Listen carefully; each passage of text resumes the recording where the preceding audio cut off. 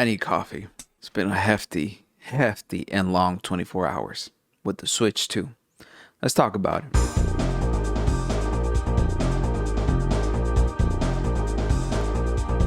So it has been officially 24 hours, if not more, with the Nintendo Switch 2. And if you don't want to see this video, I'm going to tell you right here, right now, it's probably one of my favorite consoles of all time. But that's because it's a Switch 1, but better in so many ways. Not just graphically, not just performance-wise, but the build quality is such a huge factor in it for me. So right off the bat, if you haven't seen, go watch my unboxing video and my setup video, and I kind of give my first impressions on the console. I recorded that at like 2 a.m. I was able to get it at midnight, but yeah, make sure to watch that to really get like a unbiased, really first review on the Nintendo Switch. This is more so, I got some more time to play with the games, play with Mario Kart World. I played Breath of the Wild Nintendo Switch 2 edition. I played the Welcome Tour, which I'll have some more thoughts on that. Definitely more negative than positive ones, but overall, like the actual console, it makes the Nintendo Switch 1 feel like a toy in comparison to this. This feels what the Nintendo Switch 1 should have been. It's miles ahead of that console in so many ways. It is essentially a sizable upgrade to the Nintendo Switch 1. I don't want to call it a pro version because it does include enough upgrades that it does essentially feel like its own console in so many ways. Much like the PS4 to the PS5 was an upgrade, this is much more of that, but in so many better ways. Probably my favorite thing of the whole Switch 2 upgrade is the build quality. It feels sturdy. The Joy-Cons being able to snap magnetically just make everything feel so much more cohesive and I don't know. What's the word? I forget the word, but it just makes everything feel like a complete package. There's not any more of that creaking. It doesn't feel like it's about to break if you really do push it hard enough. It just feels like a quality product. The Joy-Cons are probably my favorite part of the whole thing. They're built to last finally. They don't feel like they're about to break. The buttons are clicky. They have this weight to them that I don't think the previous Joy-Cons had. And it just makes it feel like a quality product overall. The screen size, I thought it was going to be way too big, but it's, I think, at that limit where if you go any bigger than that, it's going to be very hard to truly enjoy handheld gaming because the console's already heavy enough. It's already big enough that last night I was playing in my bed, playing Mario Kart. And I want to say, same issues that the Nintendo Switch 1. I got tired of holding it like this. Like my elbow started to hurt. I have a really bad nerve. I have nerve damage on my elbow that if I like keep my elbow folded long enough, like this whole part of my hand falls asleep. And that's like, that happens with everything. I do it with biking, everything. It's just a constant issue in my life that I have to look out for, and the Nintendo Switch really exasperates that issue when I'm playing handheld. There's a reason why I always buy a grip option for all of my handhelds. Personally, I just like playing anywhere. I don't like sitting down in a couch. I don't like sitting down at my desk to play video games. I don't find it as enjoyable as playing in my bed, playing in the couch, but like laying down. It's just the Nintendo Switch completely spoiled gaming for me. I feel that the Switch 2 is at that limit that if they were to go any bigger, it would actually make for a worse experience than what it already is. But the screen is amazing, bro. It is crisp. It's just, the quality on it is so good. 120 hertz refresh rate, 1920 by 1080 screen. Like, it looks amazing. Like, I much prefer playing handheld right now because the only other way that I have been playing is, you know, docked and capturing footage for my Super Mario Kart World review and the Nintendo Welcome Tour review. The capture card can only replicate 60 FPS, 1080p. 120 or just seeing that crispness right in your face in that screen is just so good. Of course, I would have wanted this to be an OLED screen. I'm sure everybody would have wanted that, but it does the job just well enough that I think that it's gonna be okay for at least 2 to 3 years. I feel people are not gonna make such a fuss about it until they release an OLED version, which I'm pretty sure is gonna come. I'm pretty sure it's gonna be a thing. But yeah, vibrant HDR, it just looks amazing. Like, as soon as I booted up Breath of the Wild, I was like, this is a complete different game. I need to replay this game because this is a whole new experience. It's that good. It's that nice. It just really increased every single aspect of the game. Smoother frame rates, better lighting, higher quality. Like it just. To this, like, it still boggles my mind that this is what a 7-8-year-old game looks like right now. That's more towards the developers. They knocked it out of the park. The Zelda developers are magicians, they're wizards. They like the stuff they do with such limited hardware capacity is to be celebrated. Oh my god. And now with the Switch 2, I literally picked it up and I started playing it, and I was like, this is how Breath of the Wild and Tears of the Kingdom were intended to be played, because there's no comparison. I just don't know what else to do. If you haven't checked that out, you should definitely check it out. You should definitely get the upgrade pack if you're a huge Zelda fan. If you have the expansion pack, it already comes part of your subscription service, so definitely check it out. The little upgrades here and there, you know, being able to charge the console from the top. I'm glad they still kept the audio jack. That's a huge deal. Bluetooth audio is not my favorite way of listening to things, playing video games. It's just, there's always a lag that I can notice. It's barely noticeable, but I can notice it because I'm a nerd. And I hyper fixate on things. So yeah.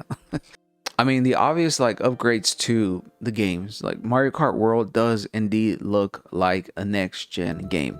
It looks like what Nintendo wanted to be doing for such a long time, but they were being held back by the Nintendo Switch 1. I feel that even though it's been confirmed that Mario Kart World started out being developed as a Nintendo Switch 1 game, I feel that it was a good choice for them to wait till the Nintendo Switch 2 comes out.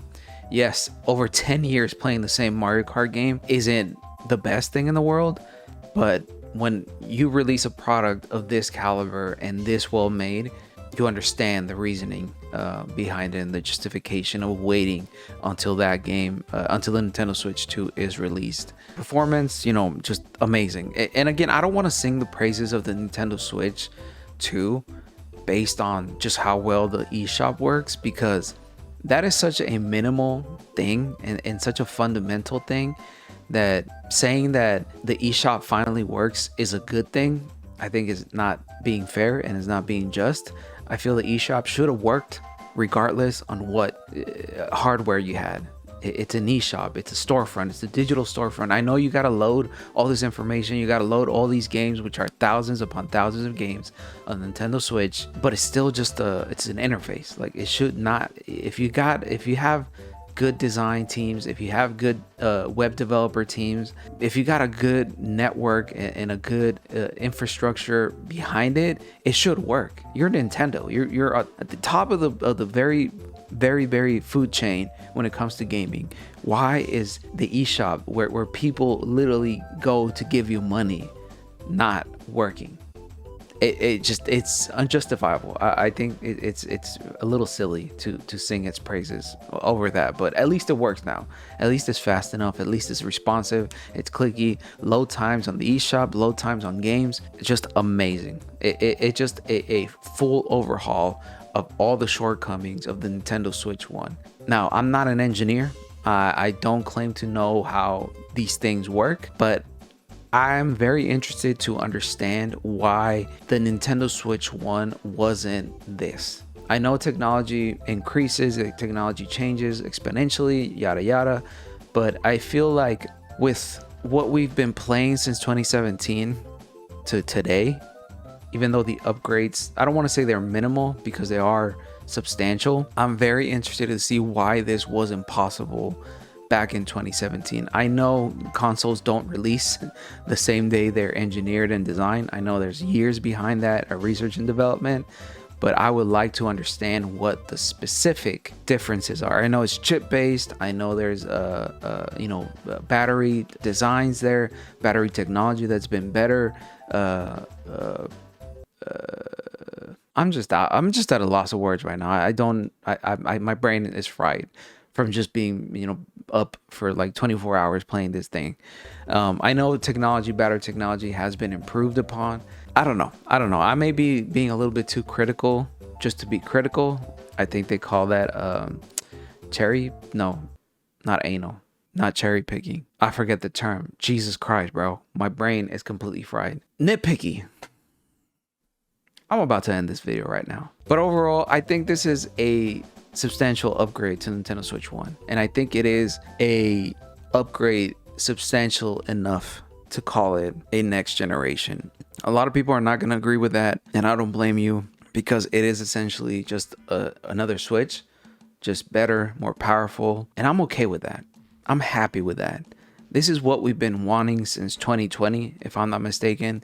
We've been talking about Switch Pro for the longest time, and I'm kind of glad that Nintendo did not do a Switch Pro version. I'm glad that they just went all in and they put all their eggs in this basket and said, we're going to treat this as the next generation. Like, they're going to put all their focus now on the Switch 2.